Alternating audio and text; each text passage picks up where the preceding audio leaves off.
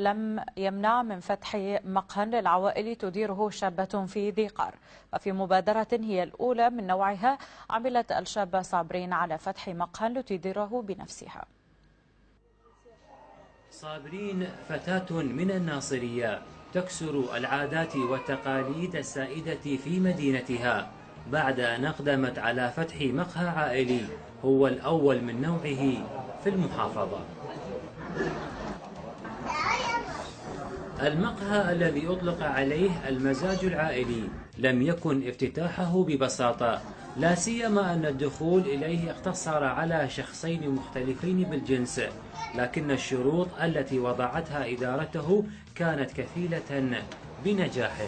اكو ناس يعني زارت الكوفي وشافت الاجواء وشافت النظام الموجود بالكوفي، ما عارضت، بالعكس هي اللي دافعت عن الكوفي. مكان عام مثل ما تشوفوا، ما بي خصوصيه، اقصد ما بي قواطع، مكان الشباب ما يدخلونه كشباب فقط، بنات ممكن مسموح لنا لانه هن بنات ممكن يعني انه ما راح يبدر من عندنا اشياء تجاه عوائل اخرى. توفيق ان شاء الله.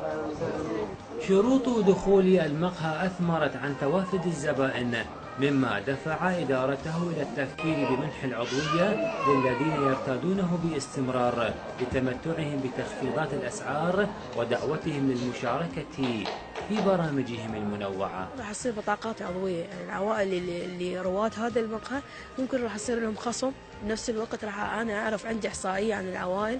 طبعا احنا مزودين الكوفي بكاميرات تقنية عالية جدا، ويعني كاشف المكان كله مثل ما شفتوا. مكاننا ما بي أي خصوصية، يعني مكشوف، بالإضافة إلى احنا عندنا اتصال ويا الأمن السياحي. خدمات المقهى لم تختلف عن بقية المقاهي، لكن وجود مكتبة تضم العديد من الكتب في مختلف المجالات، رسالة تكللت بعنوان اقرأ للحث على القراءة مع شريك الحياة.